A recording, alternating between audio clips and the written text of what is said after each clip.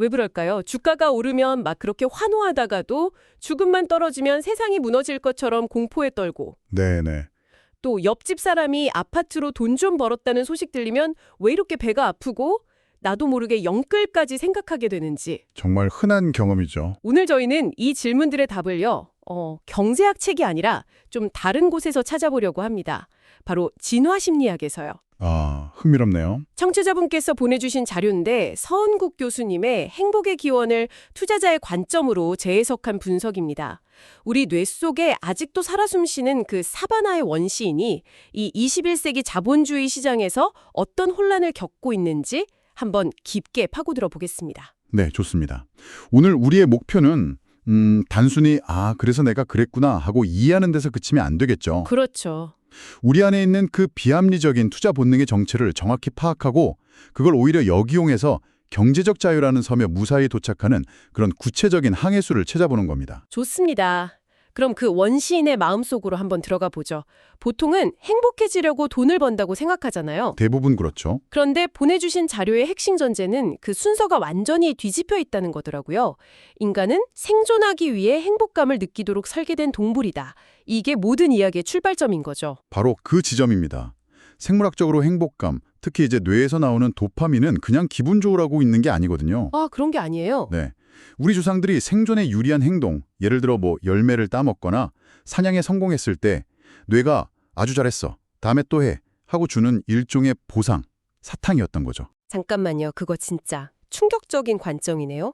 그럼 제가 작년에 주가 폭락했을 때 밤에 잠도 못 자고 막 심장이 뛰었던 게 네. 단순히 스트레스 때문이 아니라 제 뇌가 말 그대로 사자한테 쫓기고 있다고 착각하고 있었다는 건가요? 정확히 그렇습니다. 생물학적으로는요, 완전히 동일한 반응이에요.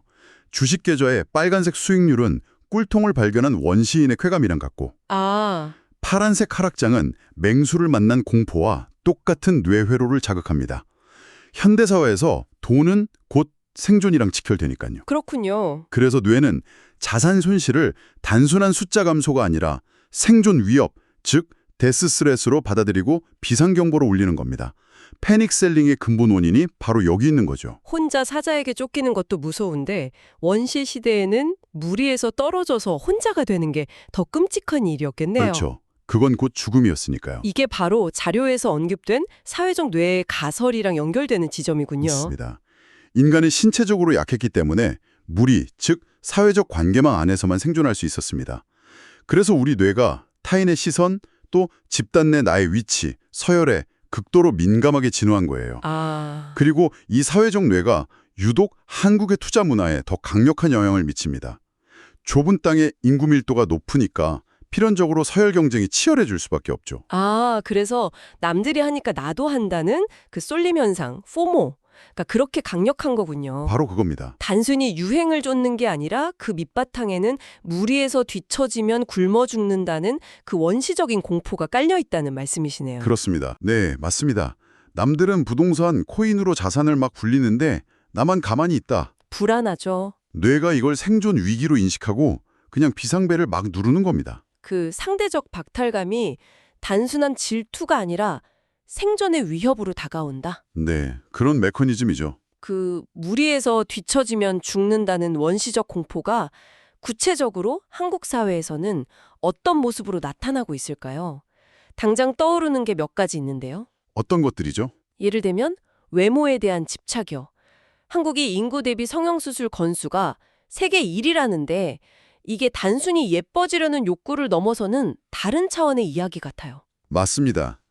진화 심리학적으로 외모는 건강의 신호였지만 현대 한국 사회에서는 그 의미가 확장돼서 하나의 사회적 자본, 즉 소셜 캐피털이 됐습니다. 사회적 자본이요? 네, 좋은 외모를 통해서 취업이나 결혼 같은 생존의 필수적인 자원을 더 쉽게 얻으려는 전략인 셈이죠. 그래서 성형수술 비용을 단순 소비가 아니라 미래 수익을 위한 자기 자본 투자, 캐펙스로 인식하는 경향까지 보이는 겁니다. 자신에게 투자하는 것과 비슷하게 자신을 과시하는 것도 중요한 생존 전략이었겠네요. 그렇죠. 제 친구 한 명도 생각나네요.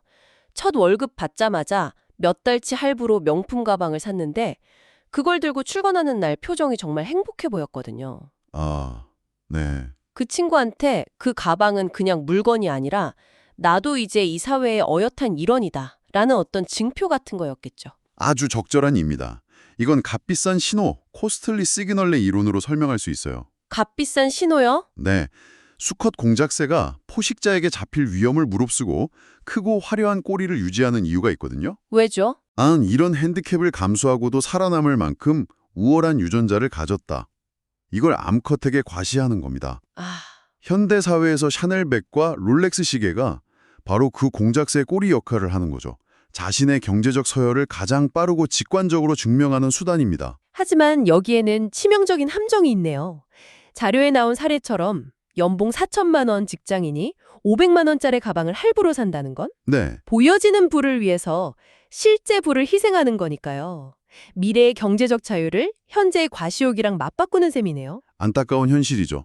그리고 한국 사회에서 가장 비싸고 가장 확실한 값비싼 신호가 바로 집, 특히 아파트입니다. 아파트요. 네, 한국 가계자산의 70% 이상이 부동산에 묶여 있고 서울 아파트는 오늘이 제일 싸다는 말은 거의 종교적인 믿음이 됐죠. 원시 시대에 안전한 주거지, 즉 테리토리 확보가 생존의 기본이었을 테니 그 본능이 현대적으로 나타난 거군요. 그렇습니다.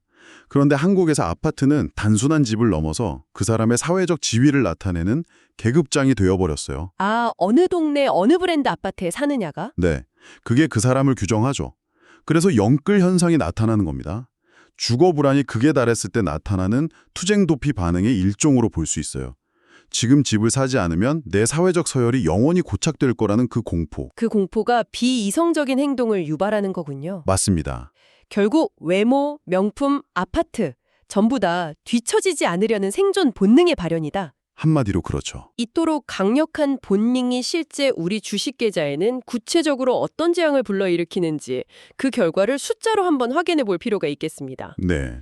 동학개미 운동 때 개인 투자자 연간 거래 회전율이 1600%였다는 통계는 정말 충격적이에요. 네, 그 결과는 처참했죠. 그렇게 열심히 거래했지만 수익률은 시장 평균보다 낮았습니다. 왜 그랬을까요? 구체적인 실패 원인을 몇 가지 짚어보면 첫째는 과잉 확신과 잦은 매매입니다. 특히 남성 투자자들에게서 강하게 나타나는데 자신의 능력을 과대평가하는 거죠. 아, 주식을 사고 팔 때마다 뇌에서 도파민이 분비되는데 이게 슬롯머신처럼 중독성을 가져요. 하지만 투자는 활동이 많을수록 성과는 떨어지는 역설적인 세계입니다. 도파민을 얻는 대가로 수수료랑 세금을 내는 셈이네요. 그렇죠. 잠깐만요. 자료에 나온 처분 효과라는 건 정말 이상한데요. 합리적이라면 당연히 잘 자라는 종목을 키우고 부실한 종목을 정리해야 할 텐데 실제로는 정반대로 행동한다고요. 네, 꽃은 꺾고 잡초에 물을 주는 최악의 전략이죠. 아니 왜 그런 최악의 결정을 스스로 내리는 거죠? 바로 손실 회피라는 아주 강력한 본능 때문입니다. 심리학자 데니얼 카너먼의 연구에 따르면 우리는 100만 원을 벌었을 때의 기쁨보다 100만 원을 잃었을 때의 고통을 2배 이상 더 크게 느낍니다. 2배나요? 네, 그래서 수익이 난 주식은 빨리 팔아서 그 작은 기쁨이라도 확정짓고 싶어하고 손실이 난 주식은 그 고통을 마주하기 싫어서 언젠가 오르겠지 하면서 외면해버리는 겁니다. 이성적으로는 말이 안 되는데. 감정적으로는 너무나 자연스러운 행동이죠. 그 감정적인 행동의 끝판왕이 복권형 주식이나 대마주에 몰리는 현상이겠군요. 맞습니다.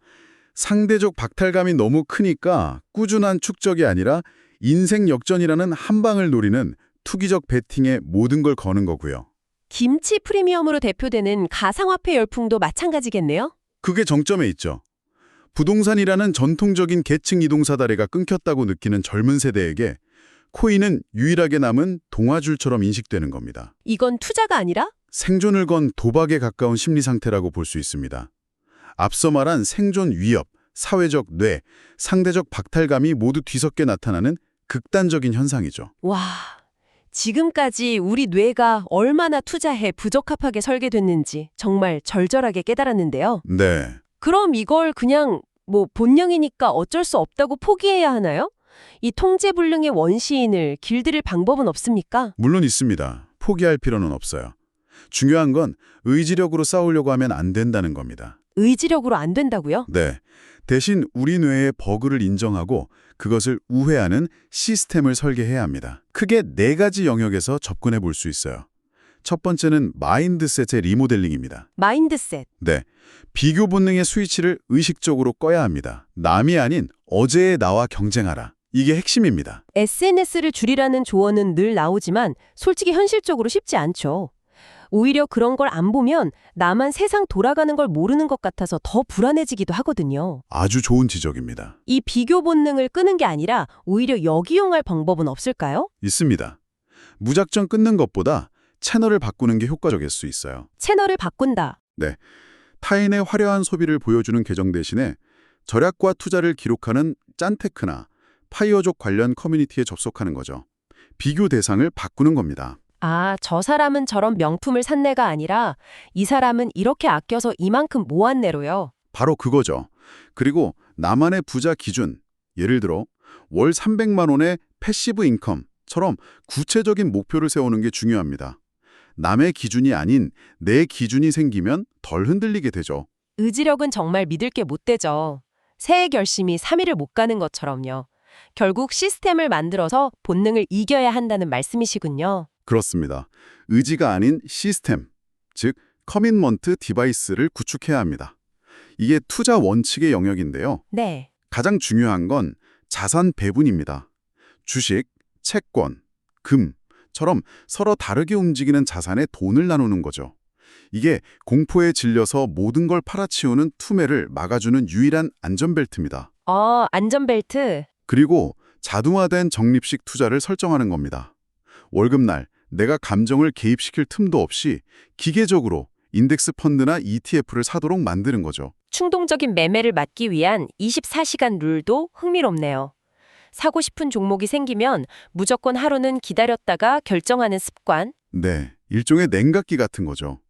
도파민이 끓어오르는 걸 일단 진정시키는 겁니다. 그리고 세 번째는 세금이군요. 네, 많은 분들이 간과하시는데 수익률 1% 더 올리는 건 불확실하지만 세금 1% 아끼는 건 확실한 수익이거든요. 그렇죠. ISA의 비과세 혜택이나 IRP, 연금저축의 세액공제, 과세 이연 효과는 국가가 공인한 치트키나 다름없습니다. 이걸 활용하지 않는 건 정말 어리석은 일이죠. 마지막은 자기계발이고요. 네, 소비나 게임에서 얻는 값싼 도파민을 독서, 운동, 투자 공부 같은 고급 도파민으로 대체하는 습관을 들이는 겁니다. 시스템을 통해 본능을 이겨내자는 말씀이셨는데 흥미롭게도 최근 젊은 세대 사이에서는 이런 움직임이 자발적으로 나타나는 것 같아요. 욜로는 이제 좀 옛말이 된 것 같고요. 네, 매우 긍정적인 신호입니다. 요노, 즉 You Only One. 불필요한 소비를 줄이고 정말 필요한 고품질의 물건 하나만 사서 오래 쓰는 트렌드가 뜨고 있죠. 아, 저도 들어봤어요. 또 거지방이나 무지출 챌린지처럼 절약이 부풀어온 게 아니라 힙하고 재밌는 놀이가 된 것도 흥미로운 변화입니다. 집단의 규범이 과시에서 절약으로 이동하면서 절약하는 행동이 사회적 인정을 받게 된 거죠. 하지만 동시에 코인 시장은 여전히 뜨겁잖아요. 한쪽에선 극단적으로 아끼고 다른 쪽에선 극단적인 한방을 노리는 정말 양극화된 모습인데요. 네, 이런 시장에서는 어떻게 중심을 잡아야 할까요? 시장의 양극화가 뚜렷합니다. 희망을 잃은 계층은 더 위험한 자산으로 자산을 지키려는 계층은 더 안전한 곳으로 움직이는 거죠. 네. 이럴 때일수록 바벨 전략이 유효합니다. 전체 자산의 90%는 S&P 500 ETF나 채권 같은 극도로 안전한 자산에 묻어두고요. 90%나요? 네. 그리고 나머지 10% 미만의 소액만 코인처럼 변동성이 큰 위험 자산에 투자해서 위쪽을 열어두는 겁니다. 최악의 경우 10%를 잃더라도 전체 자산은 지킬 수 있고 운이 좋으면 큰 수익을 기대할 수 있는 균형 잡힌 전략이죠. 자, 오늘 이 모든 논의를 종합해보면 결국 이런 결론에 이르게 되네요. 우리는 단순히 부자가 되기 위해 투자하는 게 아니라 생존하고 자유로워지기 위해 부를 쌓는 것이다. 맞습니다. 그리고 남들의 시선, 그 원시적인 서열 경쟁의 압박에서 자유로워지는 것, 그것이 진정한 의미의 경제적 자유라는 생각이 듭니다. 정확한 요약입니다. 결국 투자는 남에게 보여주기 위한 사냥이 아니라 나 자신과 내 가족의 미래를 위한 농사라는 걸 기억하셨으면 합니다. 사냥이 아닌 농사. 네. 대박을 노리는 사냥꾼은 굶주리기 쉽지만 묵묵히 씨앗을 뿌리고 기다리는 농부는 결국 풍요로운 수확을 거두게 되거든요. 진짜 자존감은 통장 잔고의 액수가 아니라 내 삶을 스스로 통제할 수 있다는 그 감각에서 나옵니다. 당신의 성공적인 투자와 진정한 행복을 응원하며 오늘의 실천 과제를 하나 드립니다. 오늘 우리가 나눈 이야기가 그저 흥미로운 지식으로 끝나지 않으려면 딱 하나의 행동이 필요합니다. 네, 지금 당장 스마트폰에 금융 앱을 여세요. 그리고 매달 급여일 다음 날 단 10만 원이라도 자동으로 S&P 500 ETF나 연금저축 계좌로 이체되도록 설정하십시오. 그리고 그 사실을 잊어버리십시오. 당신의 원시인이 알아채지 못하게 시스템이 조용히 당신을 부자로 만들어줄 겁니다.